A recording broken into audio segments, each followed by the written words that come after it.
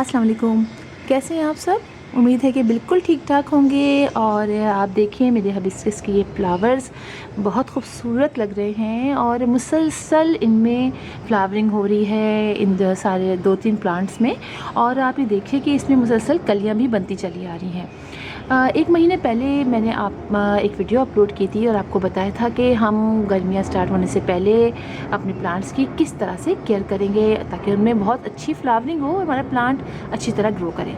और आप देखिए कि अब इनके अंदर कितनी ज़्यादा फ्लावरिंग हो रही है, कितनी सारी कलियाँ बन रही हैं मुसलसल। नीचे ये छोटी सी ब्रांच है, इसके अंदर भी फ्लावर निकल रहा है, कितने फ्लावर इसमें जड़ गए हैं और मुसलसल इनमें फ्लावरिंग हो रही है। और इसके अलावा आप देखिए इस प्लांट की ग्रोथ भी कितनी अच्छी हो गई है। और मैंने आपको बताया था कि क्या हमें फर्टिलाइज़ करना है और क्या क्या डालना है। और अब आप इसको देखिए, इसमें पिछले साल फ्लावरिंग नहीं हुई थी, इसलिए कि मैंने इसको शेडी प्लेस में रखा हुआ था जहाँ हल्की सी धूप आती थी, ज़्यादा नहीं आती थी।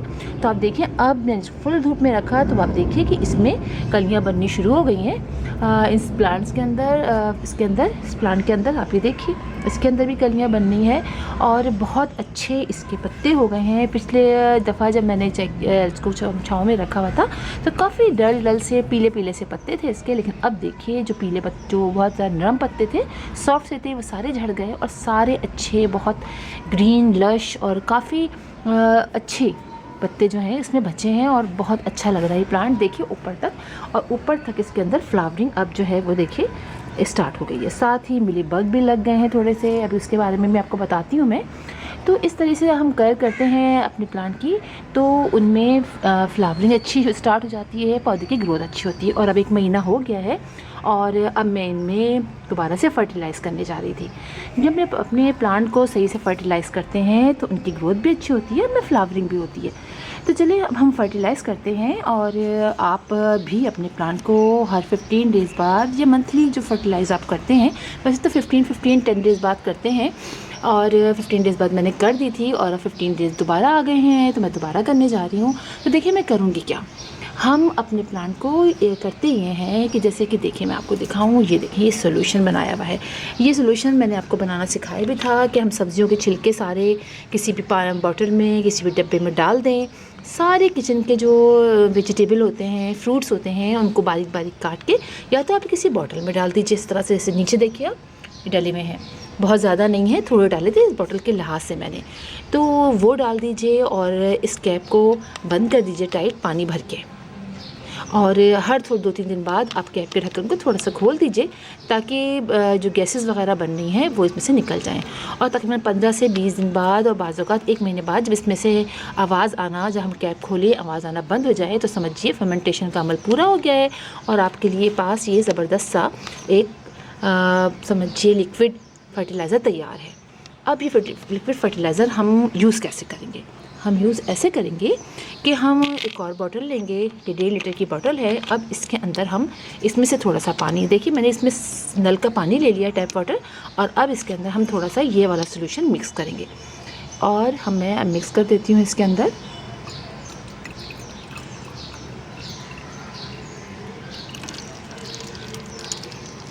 आप देखिए कि मैंने इसमें कितना डाला है। ये 1.5 लीटर की बोतल है और मैंने इतना खाली छोड़ के बाकी इसका पानी पूरा इसके अंदर डाल दिया है। तो अब आप देखिए कि ये हमारा एक बेहतरीन सा सोल्यूशन तैयार हो गया है। अब इस सोल्यूशन को हम जो बनाया है फर्टिलाइज़र, अब हम डालेंगे अपने प्लांट को, थोड़ा सा हम इसको हिला लेंगे और डालेंगे। बहुत ज़्यादा भी नहीं है और ये बहुत कम भी नहीं है। अच्छा, इसको डालने से पहले अब हमें करना एक काम और है कि ये देखिए ये मैं लाई हूँ फुली तैयार गोबर की खाद। गोबर की खाद मैं लेकर आई थी नर्सरी से, उसके बाद मैंने इसको मैं मज़ीद पानी डाल के इसको रख दिया और 1 महीना हो गया है। 1 महीने के बाद मज़ीद उसको मैंने अच्छी तरह से ठंडा कर लिया है। वैसे तो वो कह रहे थे तैयार है, लेकिन मैंने फिर मज़ीद और रख दिया। मैंने कहा कोई रिस्क तो लेना नहीं है, हमारे प्लांट्स इतने ज़बरदस्त हैं कहीं ख़राबी ना हो जाए। तो मैंने इनको मज़ीद 1 महीना पानी डाल के उस शॉपर के अंदर उसमें पानी डाल के नीचे सुराख किया हुआ था, रख दिया और अब ये बहुत बेहतरीन तैयार है। अब हम करेंगे क्या, हम थोड़ा सा अपने प्लांट्स को, अगर इसमें जगह है तो ठीक है, वरना आप थोड़ी सी मिट्टी निकाल दीजिए और थोड़ा सा खुदाई ऐसे करके हल्का हल्का सा इनको, हल्का हल्का सा, ज़्यादा नहीं, हल्का हल्का सा, देखिए हमने हल्का हल्का सा हिलाया। अगर आपको लग रही है मिट्टी ज़्यादा है तो आप थोड़ी थोड़ी सी मिट्टी इसमें से निकाल दीजिए, ठीक है, थोड़ी थोड़ी सी मिट्टी इसमें से निकाल दीजिए। और इसके बाद आप इसके अंदर ये खाद डाल दीजिए। थोड़ी थोड़ी सी खाद आप अपने हर प्लांट को, गमले के लिहाज से कोई ख़ास नहीं है, बस थोड़ी थोड़ी सी आप अपने प्लांट को डाल दीजिए गोबर की खाद, ताकि हर महीना, इसलिए कि इतने सारे इनको फ्लावरिंग करनी है तो हम इनको उसी लिहाज से हमें यानी इसमें खाद वगैरह भी डालनी है। ठीक है, अब यूँ किया और थोड़ी सी इसमें भी डालें और थोड़ी सी इसमें भी डालें।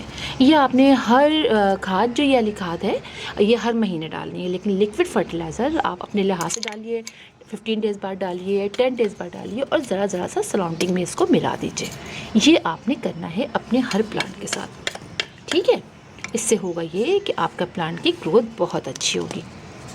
थोड़ा सा और डाल देते हैं, थोड़ा मैंने कम डाला है। ठीक है, थोड़ा थोड़ा और डाल देते हैं और उसको हर तरफ सराउंडिंग में ऐसे फैला देते हैं। अब ये आहिस्ता आहिस्ता स्लो रिलीज़ अपना करता रहेगा, अपने वाइट जितने भी इसमें ताकत है, एनर्जी है, वो आहिस्ता आहिस्ता इसमें मिलती रहेगी और हमारे प्लांट को इससे फ़ायदा होगा। और ये जो हमने अभी बनाया है, अब हम इसके अंदर डाल देंगे। ये याद रखिए कि जब भी कोई आप अपने प्लांट को फर्टिलाइज़र डालिए, उसके बाद आप ज़रूर पानी डालिए। तो हम ये लिक्विड फर्टिलाइज़र ये डाल देंगे अपने प्लांट को। ठीक है, थोड़ा थोड़ा सा, और इतना नहीं डालना कि नीचे से बहे, इसलिए कि ये इसी के अंदर रहना चाहिए। कम से कम 3-4 दिन, 1 हफ्ते तक आप ऐसे पानी डालिए कि फर्टिलाइज़र नीचे से बहे ना, ताकि उसके अंदर अच्छी तरह से जज़्ब होता रहे। ठीक है, थोड़ा थोड़ा सा हमने सब में डाल दिया है। ये हमने कर दिया अपने इसके अंदर। और मिलीबग की जहाँ तक सवाल है, मिलीबग का, तो करना ये होगा कि या तो आप नीम ऑयल का स्प्रे कीजिए। नीम ऑयल का स्प्रे अगर आपको लगे कि नहीं कर रहा है तो आप किसी भी स्टोर जाइए जहाँ से सीड वगैरह लेते हैं, उनके पास बहुत सारे ऐसे केमिकल जो हैं, इंसेक्टिसाइड वगैरह, पेस्टिसाइड होते हैं, वो आपको दे देंगे और वो लाके आप अपने लिहाज से कीजिए। इसलिए कि बहुत तेज़ी से ये मिलीबग फैलते हैं, कोई रिस्क नहीं लीजिए कि हम ये कर लें वो कर लें। होता ये कि लगता है कि ख़त्म हो गए, लेकिन फिर दोबारा भी आता है। नीम ऑयल वैसे बेस्ट होता है, लेकिन जब नहीं असर कर रहा, इसलिए कि सही बात है, ये जो तमाम कीड़े हैं, इनके अंदर भी इस चीज़ों से बर्दाश्त करने की, जो हम डालते हैं, पावर पैदा हो गई। ये इतना डालते रहते हैं हम लोग, लिहाजा मिलीबग को फ़ौरन आप ख़त्म कीजिए और फ़ौरन आपको बेहतरीन सा लेकर आइए। और मैं जो लेकर आती हूँ, यहाँ हमारे कराची में मिलता है ऑल इन वन एक इस तरह का मिलता है, और वो मैं डाल के स्प्रे करती हूँ। उससे जब बहुत लगता है मुझे कि बहुत ज़्यादा हो गए हैं, अब कंट्रोल नहीं हो रहे नीम ऑयल से भी, तो फिर मैं वो करती हूँ। उससे भी बहुत अच्छी तरीके से जल्द ही तमाम कीड़े यानी ख़त्म हो जाते हैं। तो आप वो ज़रूर ट्राई कीजिए। या अगर यहाँ आप कहीं और रहते हैं तो आप नर्सरी से जाइए, वहाँ नर्सरी से मालूम कर लीजिए, वो आपको दे देंगे, या फिर आप किसी सीड स्टोर से ले लीजिए, वहाँ आपको बेहतरीन तरीके का वो देंगे, उससे भी आपको फ़ायदा होगा। और इसके अलावा आप जो भी किचन में अपने सामान निकलता है, अब किचन में हम आलू उबालते हैं, सब्ज़ियाँ उबालते हैं, सब्ज़ियाँ धोते हैं, वो तमाम किस्म की चीज़ें, जो चीज़ हमें फ़ायदा करती हैं, वो तमाम चीज़ें हमारे प्लांट को करती हैं। तो हम सब्ज़ियाँ तो इस्तेमाल कर लेते हैं, उसका जो धोने का जो पानी निकलता है वो आप अपने प्लांट को दीजिए। इसके अलावा दूध का इस्तेमाल किया जाता है, ये भी मैंने एक दफ़ा किया था तो मुझे तो बड़ा ही फ़ायदा लगा। दूध का इस्तेमाल भी आप कर सकते हैं, उसको बिल्कुल ऐसे ही पतला सा बना के, जैसे कि ये किया हुआ है ना हमने, बिल्कुल ऐसे ज़रा सा दूध लीजिए, बाकी सारे लीजिए, अपने प्लांट पर स्प्रे भी कर दीजिए और अपने प्लांट के नीचे डाल भी दीजिए, ये भी आप कर सकते हैं। इसके अलावा मैंने कहा आपको चीज़ें उबालते हैं, चावल उबालते हैं, लेकिन नमक के बग़ैर जो पानी उबलता है चावलों का, उसको भी लाके इसी तरह आप रखिए। उसको आप 1 हफ़्ता, 15 दिन, 10 दिन रखिए, उसके बाद उसको आप डाल दीजिए। तो बहुत सारी किचन में चीज़ें ऐसी होती हैं जो हम अपने प्लांट्स को डालते हैं, उससे हमारे प्लांट को फ़ायदा होता है। और सनलाइट में आप रखिए। बहुत ज़्यादा अगर गर्मी लग रही है आपको कि अपना प्लांट बहुत ज़्यादा मतलब गर्म हो जाता है, उसमें पत्ते जलने लगते हैं और पानी का प्रॉब्लम होता है, तो फिर आप 2 से 3 घंटे की डायरेक्ट सनलाइट में रखिए। लेकिन डायरेक्ट सनलाइट बहुत ज़रूरी है, उससे हमारे प्लांट जो हैं उनको फ़ायदा बहुत होता है, उसमें फिर फ्लावरिंग होती है और हमें उसके प्लांट को तो पसंद भी बहुत होती है डायरेक्ट सनलाइट। और अगर आपने प्लास्टिक के पॉट में लगाया हुआ है तो आप उसको ऐसी जगह पर रखिए जहाँ पर बहुत ज़्यादा देर डायरेक्ट सनलाइट ना आए।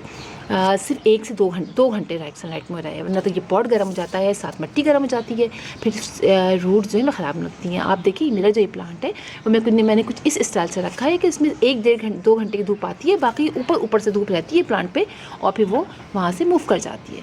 तो ये कीजिए आप और देखिएगा आप, आपका प्लांट भी बहुत अच्छा ग्रो करेगा और उसमें भी इतनी ही अच्छी तरीके से फ्लावरिंग होगी जैसे कि आप देखें मेरे इन प्लांट्स में हो रही है। और ये ड्वार्फ क्वालिटी का है, इसलिए छोटे छोटे पौधे में ही फ्लावरिंग स्टार्ट हो जाती है। तो फिर इंशाल्लाह आपसे मुलाकात होगी किसी और वीडियो में किसी और टॉपिक के साथ। तब तक के लिए अल्लाह हाफिज़।